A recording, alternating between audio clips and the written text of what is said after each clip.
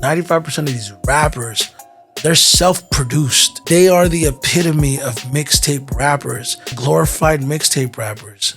I thought I told you this is my world, baby. Yo, welcome to Mozzie's World. I'm Mozzie, by the way. Thank y'all for tuning in to the show. And a lot of y'all have been watching our content but haven't hit the subscribe button, according to Skrills. So we need to get those subs up. It's free. Be sure to hit the subscribe button. Hit the notification bell. That way you don't miss out on any episodes in the future. Thank y'all for tuning in advance. And now, on with the show. Ladies and gentlemen, party people in the place to be. It's your boy M-A-Z. We in here. Come on, man. Listen. Guess who's back? Yeah. Talk about it. Yeah. Guess who's Bazak? You know what I mean? Do we really need an introduction? Let's give him one anyway. You know what I mean? My guy out the Fort Worth area, be clear, is Mr. Vega, a.k.a. Smooth Vega, a.k.a. your artist who want to be managed by is this guy right here to my right. You know what I'm saying? I came up with a new gimmick. Yeah? Y'all know that I'm a pro wrestling fan. Facts. So, CM Punk is the best in the world. Okay. Lil Wayne had the whole best rapper alive. Uh-huh. I'm the best manager alive. You know what I'm saying? You know what I'm saying? Whenever this episode drops, they better say episode whatever, best manager alive. And then hit him with that Lil Wayne instrumental. There we go. Best manager alive. There it is right there. And who doesn't have good theme music? You know what I'm saying? Oh, man, I'm finna run it back, dog. I ain't got no idea, man. But I'm in my era right now. That's where I'm at right now. Yeah. I was saying, playing around, like that's a gimmick that I'm going to create. But there's a part of me that I genuinely feel that way. You got to believe it. I always go back to this interview that I watched of Ronda Rousey whenever she was about to fight Holly Holm, which is probably a bad example because she got knocked the fuck out. Nah, yeah, definitely. But there was the build up to the fight, the 24/7. It was like on Fox, and I'm not an MMA guy, but I watched it. And in that documentary, that little docuseries, she was talking about how coming out of the Olympics, judo, there wasn't a career path to get to MMA because MMA wasn't there for women yet. Correct. So she went back to being a bartender, and she said that she would be at the bar and that they would show the fights, the MMA fights, and that she would always scream at the screens. Yeah. And then one day, one of her customers would call her out and said, "What the fuck do you know about that?" And she said, it was in that moment that there was nothing more frustrating than being the best in the world at something and nobody knows about it. You know what I'm saying? And right. that resonated with me because I think for so long, that's what it felt like. Yeah. I felt like there was people that knew that I was great at what I could do. And you got to remember, people have been asking me to manage them for as far back as 2009. So it's like, it's never really been new to me because I didn't understand it at first. I was like, yo, why are you asking me to manage y'all? Like, I'm still in the process of doing what I'm doing. Sure. That was their way of letting me know, like, head nod, I respect you. I respect what you're doing for yourself. And the knowledge you have and things of that You nature. have a vision. And, right. It's taken a while, but I'm very, very confident in my abilities to do what I do because I genuinely, at this point in my life, we were talking about being intentional. Right. Moving with intention, moving with purpose. Yes. I don't move for money. Hold on, one more time. Let them know. Tell them again. Man, you got to move for purpose. Not for money. Yeah. Strippers move for money. And Talk about it. And I don't look like a stripper. You know what I'm saying? So it doesn't excite me. You know what I'm saying? Like at the end of the day, when you are capable of making money on your own and multiple ways on how to make money. Yeah. It just changes your perspective on everything. Not just the business, but on everything. But especially in the business. Because I don't got to hustle people. You know what I'm saying? Like, I don't know if y'all watched that interview I did with my boy Mogul Media, but like, rest in peace to him. Yeah. I went in and I called out like Rainwater and I was going crazy on Rainwater. And me and him are cool now. Yeah. And we've had conversations. And I said, yo, like, I don't think he's a better manager than me at all. Like, I still feel that way. Yeah. Right? But I just kind of got really passionate about the fact that I see a lot of people that get in this business, quote unquote gatekeepers, and people that charge artists for services that they never intend to render. Or that they're not capable of rendering. Right. Like, oh, hey, I'm I'm an executive, and like this social media era is such a like alternate reality. Right. It's such a virtual reality where like people could take pictures next to celebrities and convince people that they're a celebrity. Exactly. And it's like, you're not a celebrity, and you don't do what you say you can do. Right. And I've realized now, as weird as it sounds, I'm in my Yoda era. You know what I'm saying? And I'm thinking in my mind, I'm like, yo, like for so long, I didn't understand why people would act a certain way with me. Then I realized I'm who they say they are. You know, I'm who they think they are. I am who they want other people to believe that they are. I do what they try to convince other people that they can do. Yeah. And then they find someone like me to do it for them and then take the credit for what I do. You understand what I'm saying? Like, and I'm not saying that I didn't understand that or realize that along the way. I did, but Sure. I now know more than ever. I'm like, oh, you motherfuckers y'all are intimidated by me. You know what I'm saying? Which is weird because I'm such a giver, bro. Sure. Like I look, I mean, I ain't gotta tell y'all, you know, whenever the Togetherland shit came around, like No, you know? threw a mean lob, and I meant to tell you in person, like, yo, good looking on that for sure. I mean, it's all about, to me, if I have it, I'll give it, and if I believe in something, I'm gonna endorse it. I'm gonna get behind it.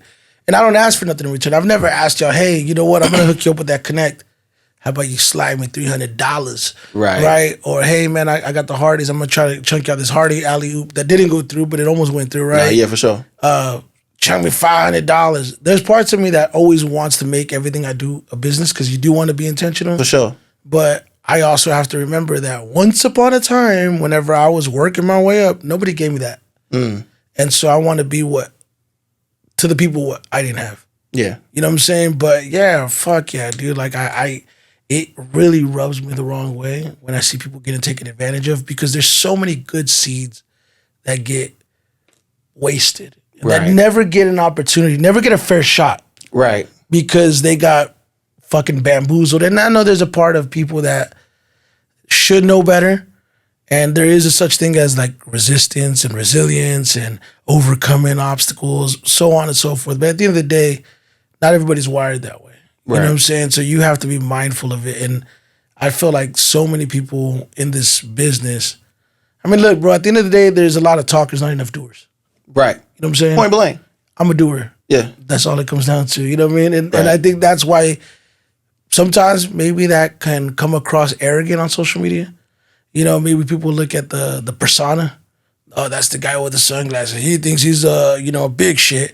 It's like you really can only kind of get a general idea of what I am and who I am Because of what you show them. Yeah, I show you what I want to show you, not Exactly. what I am. Like I'm not gonna give you everything. Right. But I also don't think people truly comprehend the scope and the whole idea of what I actually do. And before you get into that, let's talk about the clientele. In order for you to get to this point and to talk that talk, we got to get into Crystal popping. Oh man, I'm doing my best work Because with look, it right now. KP, the rebrand, Flow soccer hoe cause I'm a giant. and we know she can rap her ass off. That's hard. She going crazy. You know, and you know what's crazy is that I took a very similar approach with Frankie and with Crystal, which is, you know, when we talk about social media management, when we talk about social media strategy, I've been doing social media since the beginning of time, bro. You know, and I've shared this probably in previous episodes, but like, I launched my website in 2002, right? So I've had a website for 23 years. And I was doing social media management or marketing, I guess, social media marketing before it was even called that. Yeah. I was like copying and pasting, telling people to go to my website on Mi Gente, on CPixel, and on MySpace. And I was driving traffic to my website. Yeah. So I've always had just like a niche for it. But now I have such a clear understanding for what works on social media. It's fucking scary. Yeah. Like I can tell you right now, this is going to go viral. Or I could tell you, I got an idea, and I'm going to execute it, and it goes viral. And I think what I'm doing with Crystal Poppin is a perfect example. What some of the stuff I did with Frankie is a perfect example. I said the approaches kind of mirrored one another because on the one side I had Frankie, where you have an artist that what got him to the dance, his voice. You know, what do people like about him? His voice. Correct. So 1 + 1 = 2. It doesn't equal 5. Right. Highlight his voice, and the people will come. But I don't think people understand the brilliance behind the content. It's like I'm picking the songs he's singing. I have the ideas for the way it looks. The way you guys receive it's calculated. Yeah. And I think with Crystal Pop, and I'm proud of that. I'm proud of that because you know what? I connected with Crystal and I took over her career just under 2 years ago. Yeah. And I'll be completely brutally fucking honest when it comes to her. She, in my opinion, and I've told her this, I didn't like any of her music before I started working with her. I thought she had potential. I thought she was the concept of who she is and what she can do. It's all there, but the music wasn't there. It's like, and the first few months of working with her and mentoring her was more about understanding her.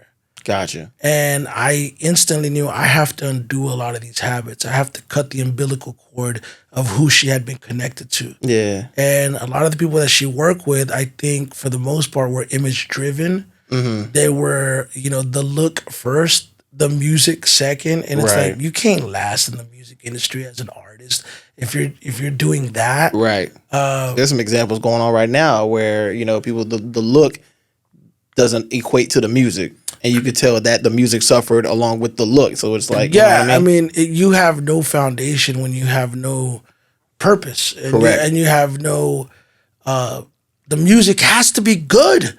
And everything attached to it has to Correct. be good. And, she's extremely coachable. Yeah. She has crazy drive and initiative. She just needed to be taught.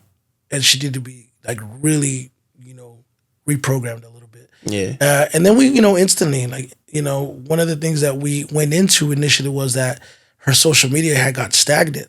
For 2 years, she was at 74,000 followers. I said, man, let me help you.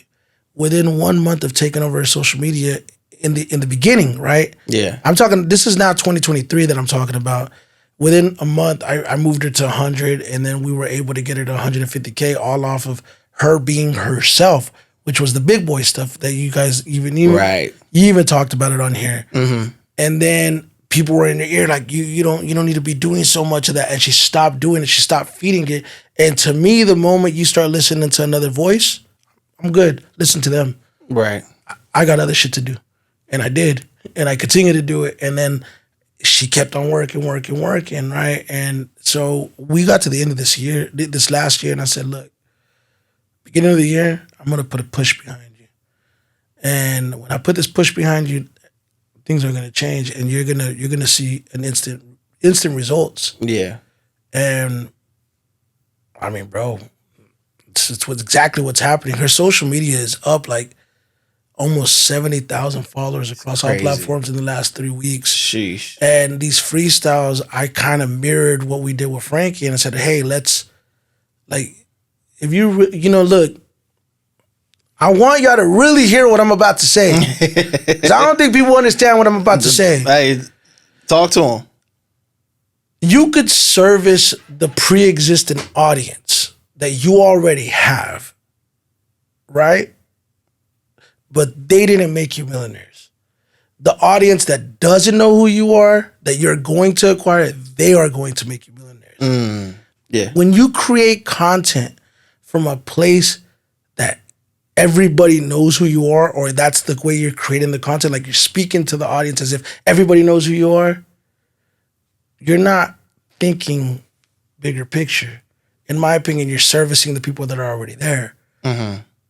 You should always make content from a place that nobody knows who you are, right? We're creating content pieces right now from a place that nobody knows who she is. Did this Latina kill this classic beat from the Notorious B.I.G.? That was a caption that I just freestyled, and I said, hold on, that's kind of cool. I could just replace the artist name and keep the series going, and now we have a whole freestyle series that we could keep cooking Right. over and over and over again, and the results are showing us, because the data will always tell you what works. Right. But if we highlight your talent, right, and focus on your rapping ability, and we bring in the right group of people to collaborate on this, right? Because by the way, I started a production team as well, and so I got some people that are helping with the music. So Nice. I don't want to overlook that, and I don't want to not give them their credit. But in the case of Crystal, watch what happens. Yeah. Oh, and by the way, be fully clothed doing it, right? Because when we talk about that image first, Right. that, the look before anything, like, I feel there was people previously that had worked with her that made her believe that that's what needed to be done. And maybe up to a certain extent, she felt that's what needed to be done, right? You don't need to do that. Right. Let the skill speak for itself. And, we know you have what you have because you've showed it, right? Right. You're not an ugly woman, but don't rely on that. Make them respect your skill and the rest will follow. Exactly. And I feel that's what's happening. And I told her recently, I go, I'm doing some of my best work with you because everything I'm doing is working. Yeah. Literally everything I'm doing is working. And, she just put out a video with Paul Wall. That song is actually her highest viewed video in terms of like the first 14 days. Yeah. The fastest she's ever, performed on her own, her song. Same thing with Spotify. Like she's never really had this type of movement. But, whenever you have somebody in your corner that has experience and that has vision and that has an understanding that, you know what, you don't need to rely on some of these things. Right. And if you just do this, and this, like, bro, it's a game changer, man. Right. So that's what's happening right now. But I'm really excited about her growth right now. And I think she's going to have a breakout year. I mean, she's already having a breakout year. And when you think about that, she's an artist that's been around for a minute. And it's like, all of a sudden, it's like, what the fuck? How's she just getting this momentum? Because we're not focusing on the people that didn't make her millionaires. We're focusing on the people that are going to make her millionaires. Correct. And not only that, but we're focusing on the foundational work. We're focusing on the music. We're working on the music. Everything's going to follow whenever you put the music out there. Bro, when I met her, she had like maybe 3 to 4 releases a year. Like, you're not going to sustain growth when you're not putting out that much music. Like, if nobody is prioritizing frequency of music, you're not going to last. You are not going to grow. And when you give nobody a fucking reason to invest into you, right? We talk about pro wrestling, right? Right, Like, for sure. You know what I'm saying? Like, I'm sorry. Like, you're just a good-looking diva at that point, right? We're not invested to your story. We don't care about who you are. Like, what is this? And I tell people often, right, whenever you do redundant content and you continue to do the same thing over and over, it's like, I treat social media like Netflix. Like, everybody has their page, which is their TV show. You flip the channel and people get invested into your platform, to your page, and they're like, all right, I'm gonna watch it. But when you start doing the same thing over and over and there's no growth, it's like watching a fucking rerun. Yeah. Why do I want to keep on watching this shit? It's the same thing. I've already seen it. There's no growth. Exactly. So to see it grow now also reminds me, like, man, you always had more upside than some of these other people. You just needed to be showed. That's it. And when you have people that know how to do that for you, then the sky's the limit. And she is a hard fucking worker, dude. Absolutely. So I don't want to make it seem like I just waved the magic wand and all of a sudden it's like happening. Right. But yeah, the freestyles are fucking cooking, dog. She's going in there, man, and she's doing some great work. And again, like, I'm coming up with the ideas like, hey, do this, hey, do that, hey, do this. Like, we did the Aaliyah shit. Like, I had an idea to flip an Aaliyah track. You know what I'm saying? Yeah. And we're gonna slap that Aaliyah jersey on you. And the hairstyle, Yeah, the bangs, do the whole come look. on, Do the man. whole look. Problem solved, I got range, even data analyst. It's gonna be a longer. That's hard. Out with That's the long hard. hair. So much But personality. you want to know why this is so That's dope? hard. You want to know that the beauty of all of this is the element of surprise. Yeah. When you become predictable, people tune out. Right. She can't be predictable, and I feel like she became predictable, which is why her audience wasn't growing. And so right now, nobody saw the What's Beef track coming, the freestyle. Nobody saw the Aaliyah thing. Nobody saw the Missy Elliott one coming. Mm-hmm. No one's gonna know what's coming next. And by the time everybody starts trying to replicate the formula and trying to like bite it, for one, they're not gonna be able to do it at the same quality. Right. Because we have a group of people that are working on this collectively. But we're gonna be so far ahead. You could throw the jab. We already landed a 4-punch combo. Exactly. You know what I mean? Yeah. But it's because it's not predictable, bro. Like, there's so much predictability in the music industry right now. Like, man, I see the shit coming from a mile away. For sure. You know what I'm saying? So I think that's why it's working for her right now. Yeah. So it's pretty Shout out KP, man. That's our dog, man. And I'm proud of her just seeing the growth and man. you know the stuff that she's getting into now and the recognition that she deserves because she's definitely been putting in the work. We are prioritizing the music. You Yeah. know what I'm saying? Like the music first, everything else second. You For know? sure. And then as far as the remaining roster that you're working with, Frankie J, XB Valentine, can't forget the homie XB. Oh man, yeah. And yeah, man. So My bad. I want to for ask about XB real quick because I feel like there was a shift. She had always been pretty good on content, respectfully, right? Yeah. But there was like a shift that happened where she just like Went turned ham. that shit up. Yeah, man. I mean, listen, bro. I mean, you know, much like the story of my career, right? The thing about XB, she's an introvert. Let's just keep it a buck. Yeah. You know what I'm saying?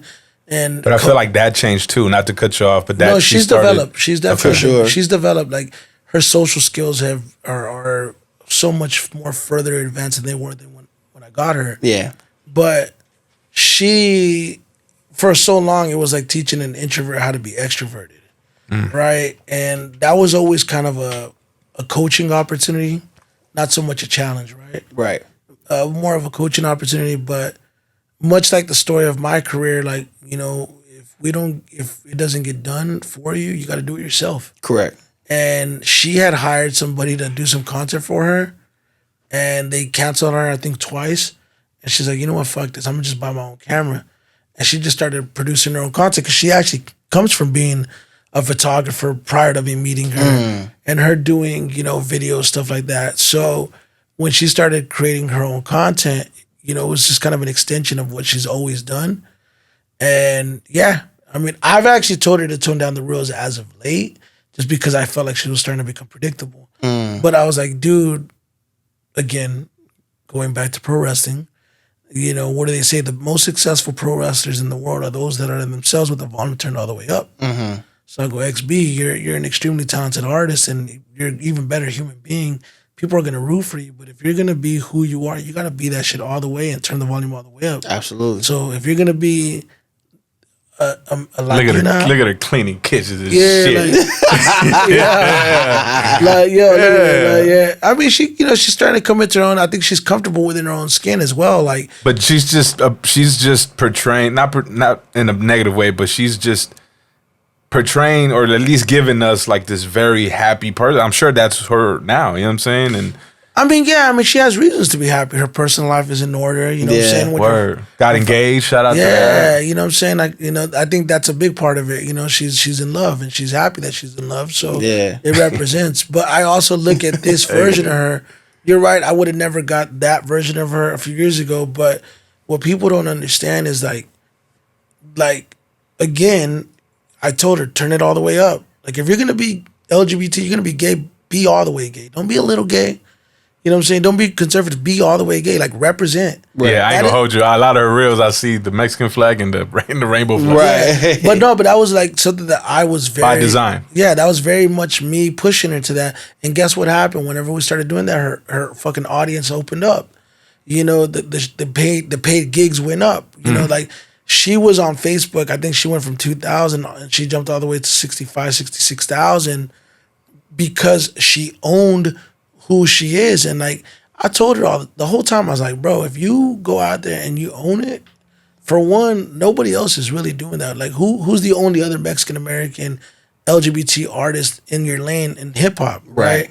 That's Mexican. It's Snow, Right. You know what I'm saying? But y'all are two completely separate types of artists. So like, there's not really gonna be y'all aren't gonna crash. I mean, of course, like the casuals might do that, but Right. you know, she doesn't take that type of approach. Like, Snow's not the type of artist that's gonna be as vocal about that. She is, Right. but she, you know, like, so if you know, it's yours to take. You could be the LGBT rapper. People are gonna be like, well, you're boxing yourself in, but are you really though? Like, you know what I'm saying? Are you really though? Like, because there's, you know, we always use the triple minority analogy, which is you're Latina, you're Mexican, you're LGBT, you're gay, and you know, you're a woman, Right. You're female. You know what I'm saying? So every one of those things have their own audiences. You can become the LGBT artist that stands for women empowerment, that represents for, first generation Mexican American, Right. Fucking kids of immigrants. Like you literally can go however you want to go with this story. How do you want to craft it? You have all these palettes that you could choose from to paint your canvas. You know what I'm Right. saying? So I'm helping her do that. But yeah, I mean, I feel like she definitely understood it. And then when she went Spanish, that opened up a whole nother fucking whole nother lane, Yeah, And she gets busy. Like, Come on, man. Yeah, and then that's another thing. Like when I told her, you need to start looking at.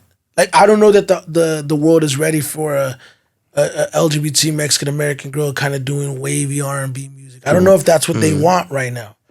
But you know what? Like if you go out and you do Spanish music, you know what I'm saying? Like how many girls in Texas are doing that right now? Right. Because it's saturated. Like everybody's trying to be bad bitch. Everybody's trying to be a little ratchet. You know what I'm saying? Like, Right. If you will completely have your own lane if you do this and this.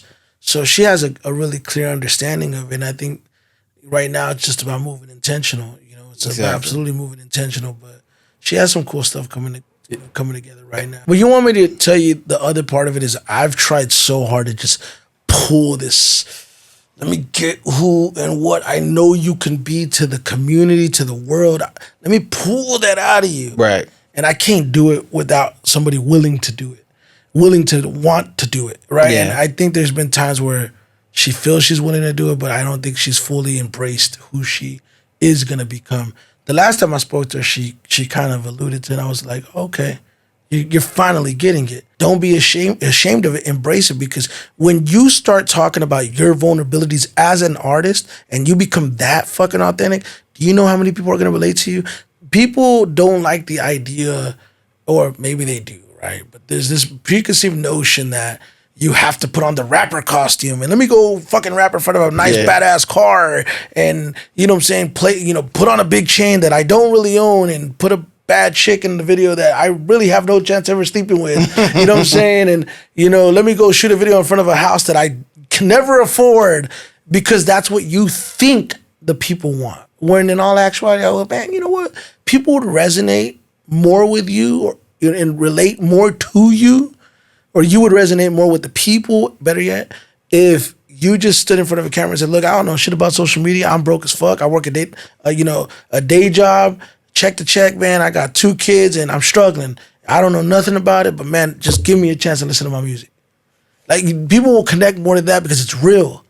And I feel like with her, I know there's so many layers, and peeling back those layers have been, bro, we're 4 years in, you know what I'm saying? Like, and I went to Capitol Records with Angel Cintron, and I remember talking to the VP A&R over there, and, we had a conversation about artist development, and he said, I'm still in the belief that artist development takes 5 years. So I'm looking at XB like, well, we're on year 4. You know what I'm saying? Yeah. Maybe we got another year before you really understand that you could really be a voice for everything that you've been through, because people will relate more to the ugly than the glamorous side. Shit, yeah. Man, look, I'll tell you what. I guess it sounds better coming from you than it is from me, because I've been preaching this. Skrills, how long have I been saying this, dog, about people, artists being vulnerable and being relatable, and that's when people will buy into you as an artist. You know what I'm saying? When you talk about the greatest artist of all time, Tupac is my favorite rapper of all time. Absolutely. Right? Eminem is one of my favorite artists of all time. If you ever listen to an Eminem album, right? Let's start from this fucking Slim Shady LP, Marshall Mathers LP. Yeah. By the time you're finished listening to the album, you feel like you know everybody in his family. Like, you know his mom's You know his name, mom is crazy. You know his fucking daughter's name. You know his baby mom's name. Right. You go through this journey because he's an artist that paints the picture, and it's extremely relatable and it's authentic. Right. When people buy into authenticity, it goes so much further. You know what I'm saying? Like, and same thing. With Tupac. Dear Mama. Like it was such a personal record. Right. So people relate with artists that are vulnerable to that degree. And I've had conversations with XB Valentine. Like, you gotta go there. Mm-hmm. Somebody told me some of the most unfortunate situations in life make for the best music. Correct. I want to give people this so they can, if they watch the interview, they're like, man, he dropped some fucking gems. Yeah. God damn, that was a great interview. knowledge. Right. Yeah. I mean, bro, the list of people that when I look back now, like, damn, I work with all these motherfuckers, like Joyner, fucking Cameron, Joel Santana, Jaro, Ashante, Genuine, Maya, like all the people that I genuinely fucking grew up on, Royce the 5'9", Joe Budden, just keep on going. And it's like you attained a certain skill set. And I did talent buying straightforward, routed tours all across Texas through the Southwest region for about 8 years straight. That's a fucking master's degree in this shit. Nah, facts. You know what I'm saying? And I've always come from the mindset that in order for you to grow in this industry or in any industry, you got to know how to be the janitor in order to get to being the CEO, because you can't tell somebody, hey, do this job if you don't know how to do it yourself. Talk to them. So I always had my company, like the way I had always envisioned is I'm going to create this company and eventually someone's going to be the beneficiary of it.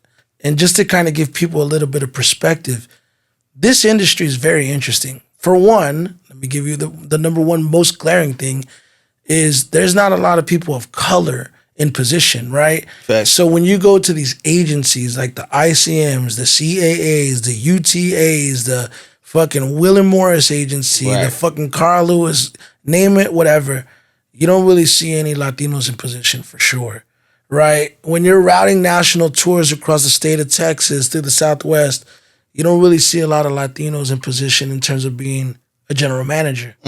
They might be a security guard there. There might be an employee there, but for the most part, there's no people of color in position. Yeah. So then I'm like, well, fuck, I'm rare.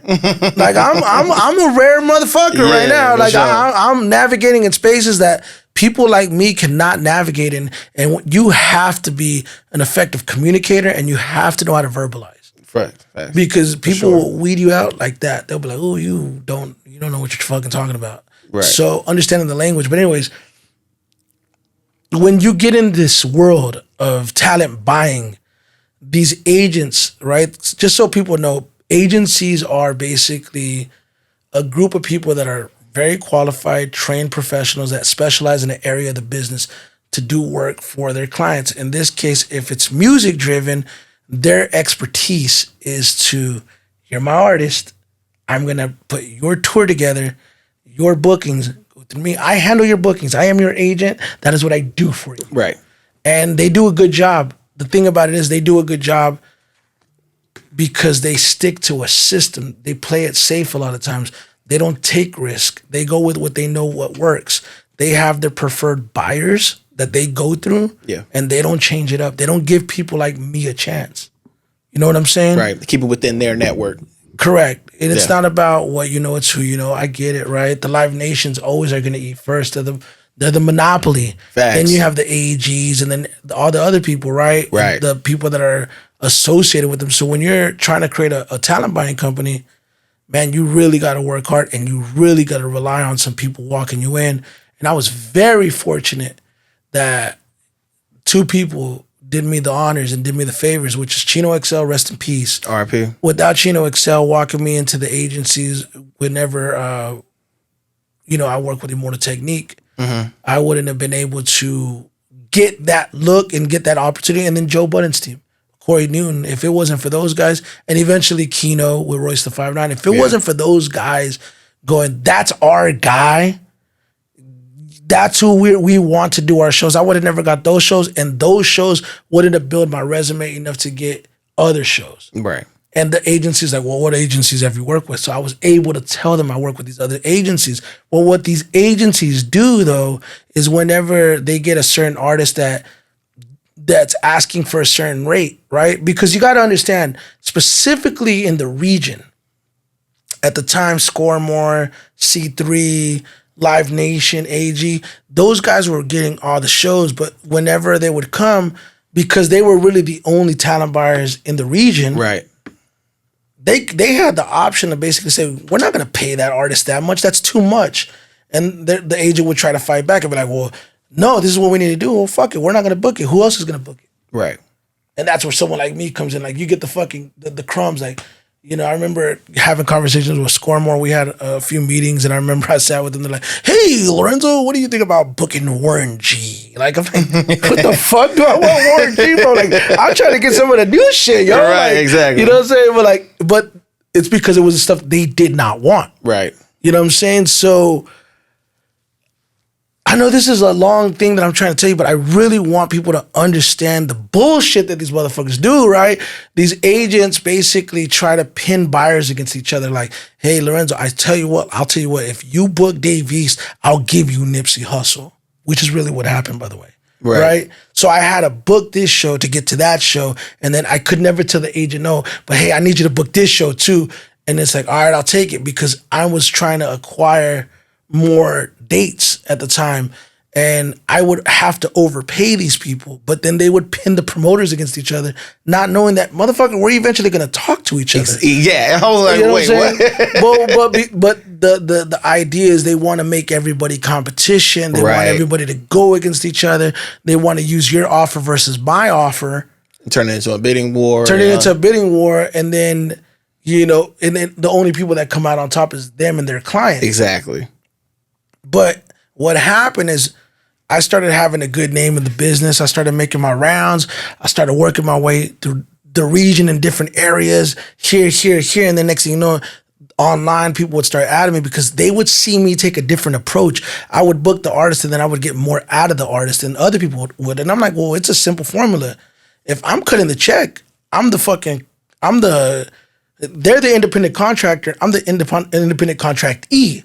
Why is the contractor determining all the terms and conditions? The contractee is the one paying. So if I'm paying, they have to do a little bit more for me, Right. to make sure that the show's a success. And when other promoters started seeing me work how I did, I started acquiring a fucking almost like a following. Like, I became the OG to a group of promoters that were in the business that looked up to me. And so when we finally get to 2023, guess what? Every one of those guys that looked up to me, some of those guys were still buying. Some of those guys elevated to general manager positions. Some of those guys became factors in their area. Bro, all those relationships started activating across the map. Yeah. And who benefited from that? Well, we both benefited, but at the end of the day, that was years of hard work that I put in to get to a point to where I can actively just go, hey, I'm going to run this. And then, you know what I'm saying? So that's the brilliance to that.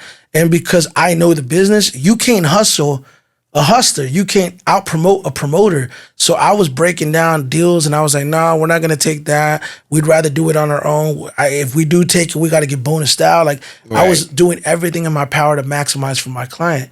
And I think there's a part of me that feels that maybe like the artist doesn't fully comprehend the grasp of that. But man, that pink is fly, dog. Yeah, that caught my eye, bro. I ain't gonna hold that. That's that new money right there. That's, you know what I'm saying? This man look like he just different. opened it. Yo, he different, I changed, dog. You know what I'm saying? You see the Louis Vuittons and that motherfucker too? God damn, boy, who is that man? No, but I'm saying, like, it's the way that I looked at it was I started becoming allies with these people that they try to make me compete with. Right.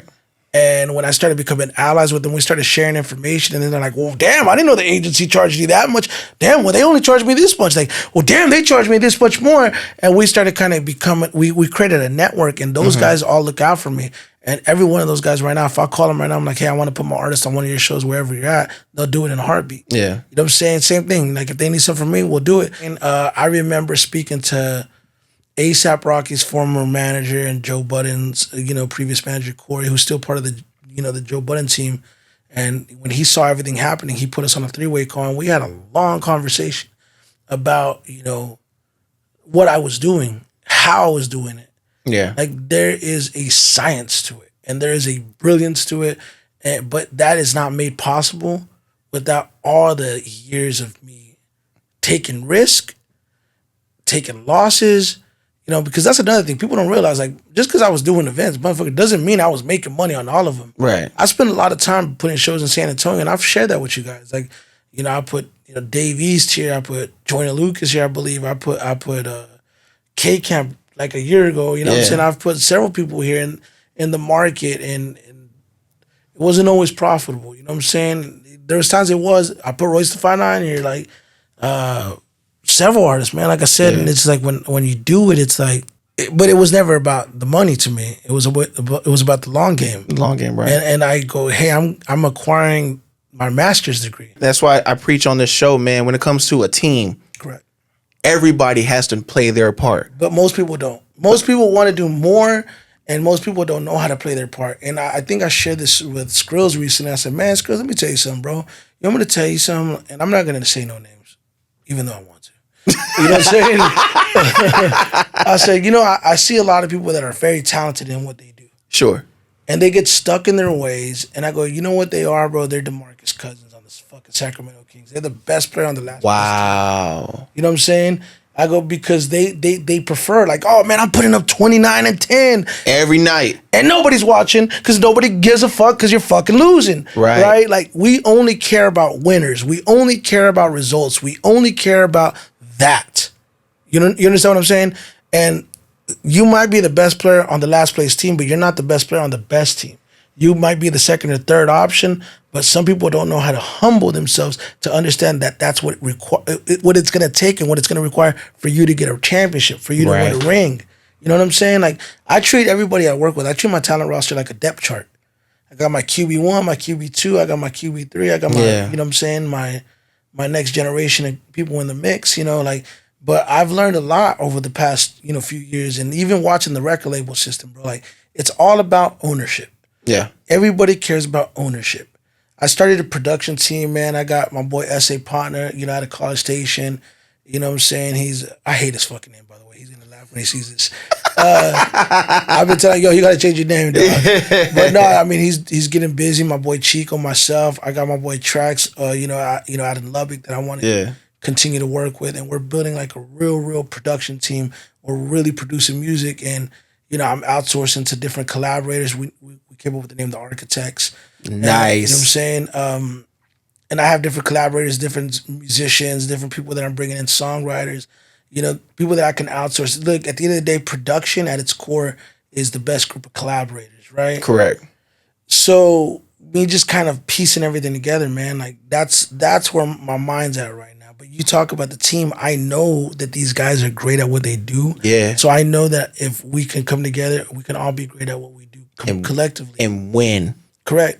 Because that's what happens at the end of the day. What happens at the end of the season when they win the playoffs and win the finals, the whole team is raising up that trophy and raise that banner at the end of the day. But some people want the individual accolades. Right. And some people don't know how to be fucking team players. Correct. And so when they don't know how to be team players, they want play their role. Go ahead, be DeMarcus Cousins.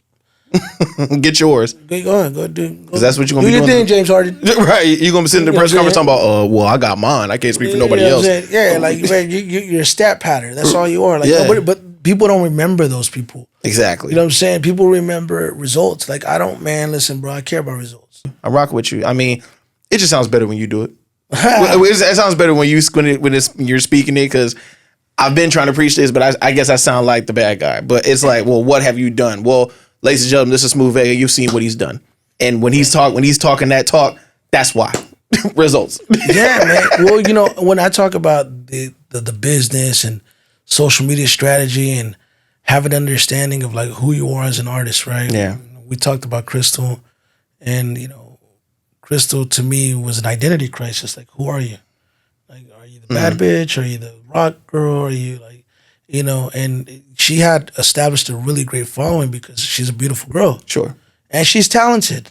But that doesn't mean that people around her knew what to do with her. Mm-hmm. And she's acknowledged it. She acknowledged it on your show. Yeah, for sure. You know what I'm saying? But it's even more apparent now. And it's like we are really right now catching a groove, catching a rhythm, and just defer to your team. Like, like I'm not here to hurt you. I want to see you evolve. I want to see you grow. It's in my best interest that you grow. You're an extension of me and an extension of my legacy. So the more that you go up, the more that I go up. For sure. And I want to see you win. The same way I want to see XB Valentine win. Like, I'm a little bit more patient with her right now with XB. And I think at times she might get the itch, like, all right, I want to go, but, I know the artist. You know what I'm saying? I know the artist. I work with everybody, bro. Like, I have an extended group of people that I work with as well. So it's like, everybody, it's not about right now, it's about the right time. Timing is everything. Yeah, man. That's exactly what it is. But just understanding who you are and what you are it's so important, man. And what story are you telling? Like how and why should we be invested into you? Like it's the same thing as wrestling, dog. Yeah. Like, you're just vanilla ice cream otherwise, you know? For sure. So there's one question I do have. Might be a little controversial. I guess we'll find out. But the majority of your roster Correct. that you have are within the Mexican, Latino, side of things. Some people may say there's maybe lack of black artists that you may want to represent. Is that, by design, or have you just not found that artist yet? Because I will say, but not before you start, the artist you threw us the other day, the lob of D Gotti. My God. She's hard. She's hard. She's hard. You know, XB Valentine got a record with her. They got a record out. Yeah, they've had a record out. It came out. D Gotti's actually someone that XB put me onto. So yeah, as far as like that, it's not the first time I've heard that. It's weird because as a talent buyer, I just talked about, like, whenever I was putting events together, I put hundreds of events together. So I've literally have legitimately given thousands of performers a stage, because when I first started, I always wanted to make sure that I added local support. Yeah. To every show I did. And in the beginning it was five artists opening. Then, I was like, oh, because I didn't know. I dwindled it down to where it's like now 2 or 3 artists. In that time frame, I put so many artists on stage. Majority of them weren't Mexican, though. True. You know what I'm saying? My headliners, majority of them weren't Mexican. That's just the truth, right? Right now, I manage a few social media accounts, outside of the roster I manage. They're not all Mexican, right? Mm-hmm. When COVID happened, I sent out 8 contracts, 6 or 8 contracts, I don't remember, to manage talent. And none of them signed it, and none of them sent them back. But none of those artists were Mexican. Really? Yeah, that's the truth. See, and those are the stories that don't really get shared. Yeah. We just know what we see. You know what I mean? I've just had so many moments like that where I don't really put a lot of stock into it. Yeah. I think in terms of my roster, though, it may be because there's just a need for it. There's just a need for me to be that guy for my people. Sure. You know what I'm saying? Like, I don't think there's a lot of me's. So I don't view it that way. And I don't want to ever say, like, oh, if the right talent doesn't come around. No, but yeah, I mean, it's not controversial. I don't take offense to it. Like, there's like an old head producer from Dallas that, like, try to create that narrative. And I'm just like, bro, like, I've put more money in black artists' pockets than you ever have. You know what I'm saying? And quite frankly, I've put more money in black artists' pockets than I've put in Mexican artists' pockets. Yeah. Probably because there's a shortage of quality Mexican artists in terms of rap. So I don't subscribe to that mindset. But then also, I don't come from that era of, like, I view Mexican and blacks, we're all minorities. Like, for sure. Like, yeah. We're all minorities. And you growing up in San Antonio, I know you can relate to that. Like, me growing up in Fort Worth, like I don't see race as a thing. Like, I don't believe in skin color. Like, oh, you're black, you're white, you're yellow, you're orange. Like, I just don't see it like that. Mm-hmm. Like, I didn't grow up that way. And so I'm just different, bro. Yeah. You know what I mean? But yeah, I guess that's kind of that. Yeah, no, for sure. Now, it's dope. It's dope to see what you're doing, though, for the talent that you have, though. Like, really, you know what I'm saying? I mean, it's dope to see that, you sticking, with the people that you think are dope and really pushing them forward. You know what I'm saying? And it's just incredible to see. And I like to see that work. You know what I mean? Yeah, I mean, look, bro. I told Skrills one time. I said, man, I'm like the Paul Heyman of this shit, right? Like, you know what I'm saying? Like,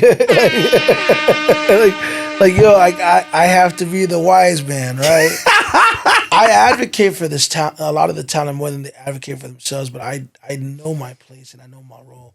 I don't overextend myself anymore. I used to overextend myself a lot. Like, I'm now at a point where I do it, but I do it in a way that's like, how would I word it to you? Like, I do it, but it has to be true to what I want to do. Yeah. Because I'm at a point in my life where it's about fulfillment over everything. If I'm not fulfilled to do it, then I just won't do it. You know, It's moving with purpose. yeah, exactly. It's Moving with like, bro, intention. you know, I want to have my fingerprints in everything that I do. I want to have my DNA in what I do, but I also want to be proud of what I do, bro. For sure. You know what I'm saying? I want to be proud of what I do, and like, and working with a lot of the artists that I work with, like, I want to be proud of their development, the progression, and I want to be able to change their lives, not just their careers, in a positive way. Exactly.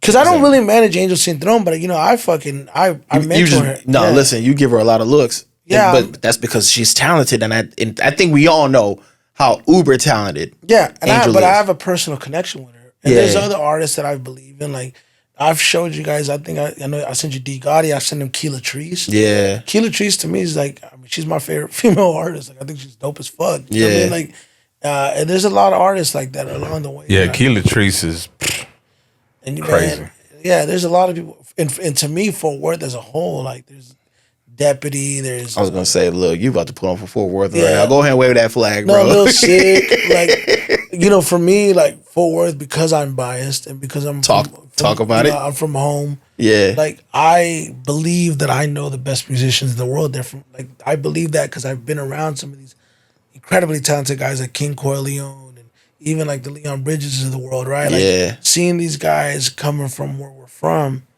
like I'm like, bro, like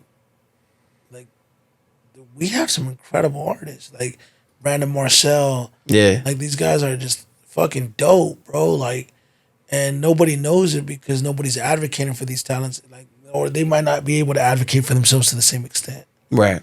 But man, I think they depend on people like you that have a big voice and a big platform to well, Key, like you know, whenever I got Crystal to do the Tessa Blanchard theme song for Teen Day Wrestling, that was huge. right? I got Key to do one for a pro wrestler as well. I have a Keela Trees theme song. that she What? did. Yeah, she did one for a separate wrestler, and it's just not out yet. But like, I have every intention to come back and reach out to like talent, you know. And I like- think that's dope that you do that. And I think artists recognize that. Like, yo, Smooth is really coming back to, you know, for to sure. home There's and throw lobs. Because you just out here like, it's a lob. Well, you know, you There's a talked lot. about like if there was an artist that I would manage that's not Mexican. Yeah. I think the first person that comes to mind is Ty Harris. I don't know if you guys know. Oh, come on, man. Nah, Ty Harris is dope. Ty Harris is like me and Ty have had conversations. Ty had actually asked me to manage him, Yeah. and I told Ty, I was like, "Look, bro, I'm gonna be honest with you right now," because he was asking me as the Louis thing was trying to really pick up. I said, Ty, I would do you a disservice to work with you right now. 'Cause I'm not gonna be able to give you what you need right now. But like you know, we had conversations about TikTok, and you know, and he's doing a lot of the things that I kind of had conversations with him about. I'm extremely happy about. Yeah, Ty, that's Ty. That's Ty right there. Yes, sir. Ty's freakishly talented. Bro, Freakishly Hey, talented. man, These 'cause it's videos- my way. Only worry about my pension and You my know, he bitch like does. He's a Taraji. classic. He's a Cause trained everybody pianist, trying to make Yeah. it out. and he's also trained in opera, so he can really do the choir. Yeah. You know. nah, you talk about another uber talented person is Ty Harris. And the fact that these videos where the video that put me onto him was when he replicated Southside. Yeah. And he played on the piano and did, you know, his rendition of it. I was like, that was amazing. He's just he's a different type of cat, man. Yeah, he's a different breed for He's a sure. different type of cat, and when you have that type of music, What's up with it, ho? How you never live it though? This shit was I don't want funny. your baby mama. You ain't got a panic. Cut off bird brain bitches. Now they calling me satanic. Don't you understand it? Yo, man. on a piano. On the piano. Well, you know when he did Food Stamp Baby, I think it was Food Stamp Baby. Uh-huh. That was it for me. Like I was like, you know, this guy right here is just out of there, man. Like he gets sure. it.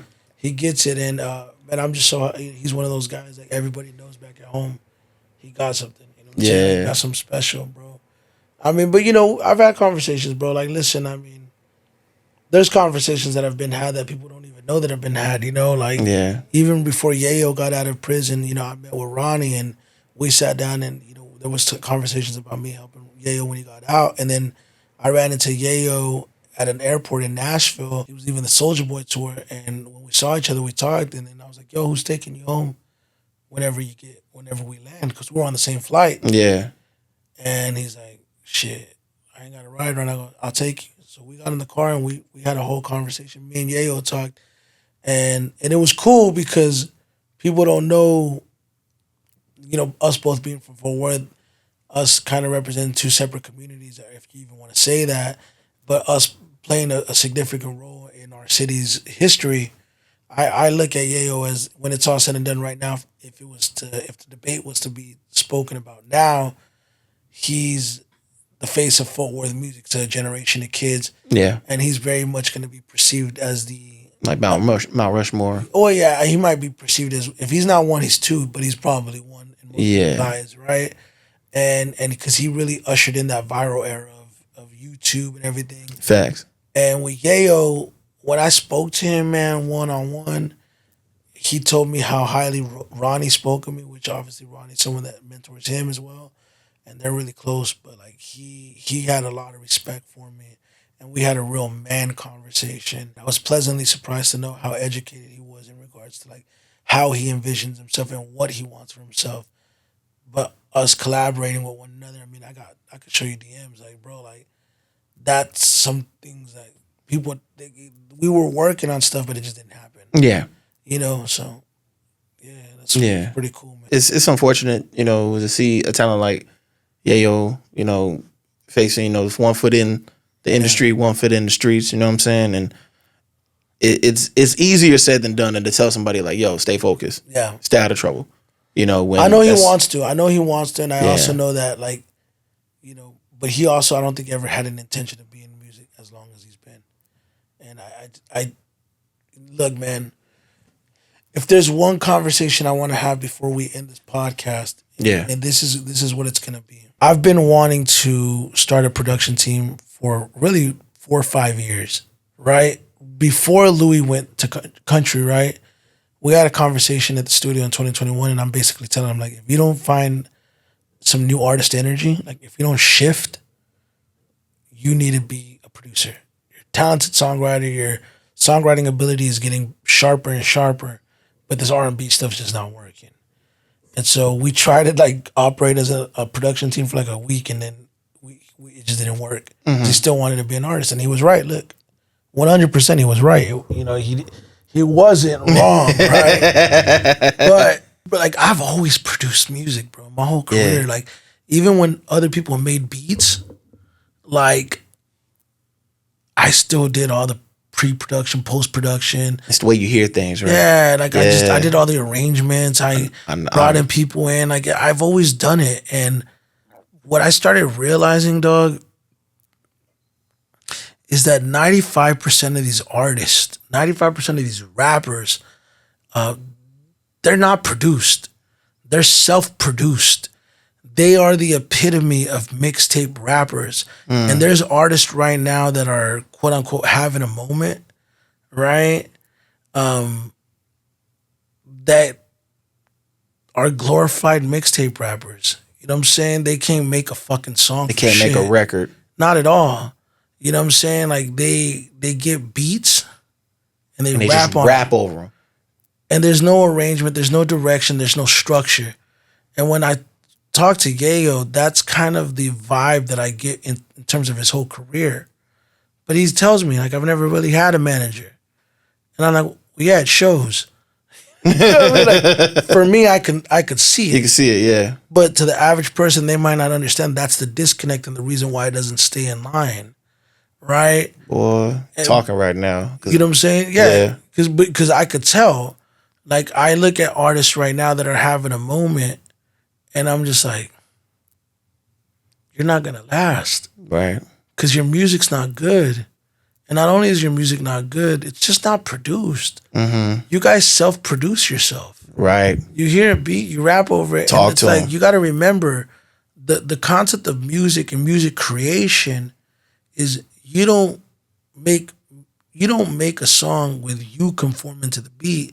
The beat's supposed to conform to you. The music's supposed to be created around you and your vocal, Talk to them. not the other way around. You know what I'm saying? And it's like the conceptually, like, bro, I had a conversation with Mr. Lee, and he's like, you know, when an artist gets a hit and they don't have, like, and they're self-produced, because you could get lucky, right?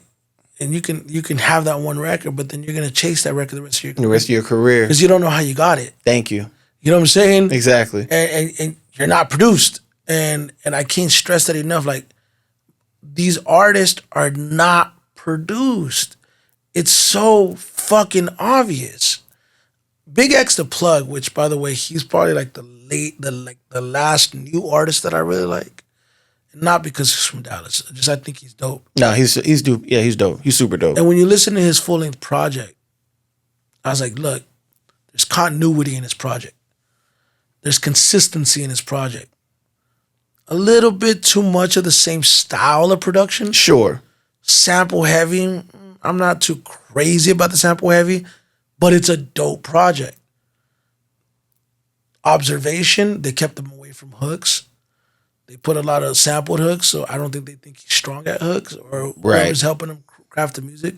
He might have a catchy hook here and there, but for the most part, his hook is just an extension of his rap, right? Cadence, for the most part, the same throughout the project. Sure. But if it ain't broken, don't fix it. You know what I'm Right. saying? But, they just released the deluxe edition and then they dropped the song with Jesse Murph. And I was like, yo, this shit is fucking hard. Yeah. Like, that record right there, there's a lot of artists right now that can't produce that record. That's a record. That is a polished record. Yeah. And if you look at the history of music and you look at the history of specifically of Mexican-American rap, because the standards is this fucking low. If you're good, you're fucking great. And if you're great, you're the fucking greatest thing to ever live. You know what I'm saying? Goat status You're for the sure. GOAT. Yeah, the standard's low because we've never really had high standards, right? But like everybody's self-produced in that world. Fucking, it's almost like the music's just not. It caps out. You know what I'm Right. saying like we don't even really have substance. Like you gotta have some substance music. Like what are you talking about? Like what are you rapping about? Boy, smooth talking right now. What? Like what are you rapping about? Yes. You know what I'm yes. saying? Playing it safe in your career will like look, bro, this is the determining factor. Do you like look at success? Look So at I'm gonna get Mexican you so OT. far. Right. Look at Mexican OT, look at GT Garza. GT Garza played it safe his career. Mexican OT did not play it safe. And that's why he moved along. But head to head, you can make the argument between these two artists that there's probably some people that really believe that GT is the better rapper. And I will make the argument that I believe that he's a fucking great rapper, dog. Yeah. He's a great rapper, but I think there was a sense of playing it safe. Yeah. And staying in the comfort zone and not getting outside of that comfort zone in the most respectful way possible. For sure. What? So what if somebody says Right. they better than you? Yes or no? Exactly. I mean, come on, man. I mean, you gonna show it one way or another in a record who can make a better song, who got make better it's raps. a blood sport when it comes to being a lyrical rapper. Exactly. You know what I'm saying? When you talk that, Especially when you want to be known as that guy. Like, no, Yeah. I have the best pen. Then you're gonna experience lyrical warfare at one point or another. yeah, and I feel like a lot of the guys that I've been around, like they welcome that. Yeah. The same way that Crystal's doing these freestyles that's just making people take notice, like, yo, Right. I'm here. Like, I'm right here. The line in the sand is being drawn. This argument of who the best female Latina rapper is right now in Texas or wherever, I'm stating my claim. Right. Yeah. Do something about it. Facts. She went on the fucking track. She's like, yeah, it's the poppin' every now. It's my time now. What you gonna do about it? I'm like, we were in the studio. I was like, God damn, why she talking to me? What the fuck did I do to you? The fuck did I do to you? She's looking at you, pointing at you like, hey, it's my time. Like, what you gonna do about it? Shit. But when you operate on confidence, Yeah. it's a fucking dangerous game at that point. Cause now you got talent and you got confidence. Psh, come on, man. KP, if you happen to see this, I want to send you my formal invite to Just Rap. Yeah. Season Come on. 4. Pull the fuck up. Yeah, Pull man. up. Come on, dude. We need you to get your shit off here and let these people know what time it is. Cause listen, season 4 is supposed to be one of them seasons where it's like, you know, we only bring in the best of the best. And KP, And here we need more, respectfully, we need more female MCs here. we need more female MCs here. Slim and- pickings. Yeah. And- no, he ain't lying. That's a fact. It's a fact. I'm It's slim stating pickings. my claim. Yeah. And we need KP to represent. Come on. Start wrapping circles around people because all the way from El Paso. Because look, I'll be honest with you. I want to have a season where they say one of the female artists is the best episode for that season. Trump, all the dudes. And I'll be honest, I think KP could do that. I think I think right now she has a certain level of confidence that she hasn't had ever in her career. Yeah. And it shows.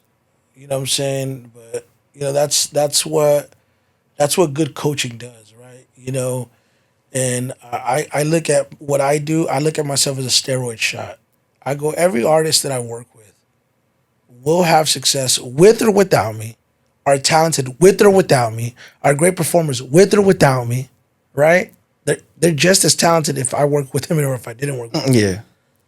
But I feel like what I bring to the table is that steroid shot that makes them stronger whenever we do work with one another, right? And when we do get together, like, think about it, right? Whenever Sammy Sosa and Mark McGwire were fucking juiced up, they were knocking out home runs at the fucking park and Having that home run race, best time in baseball. yeah, and then you know what? It's like, well, shit. You know, we're not really playing on an even playing field right now. And then as soon as Barry Bonds said, well, fuck it, I'm going to do it too. And then, boom, start knocking the motherfuckers out. Hell yeah. I feel that way about the talent I work with. I kind of got a question. Go ahead, man.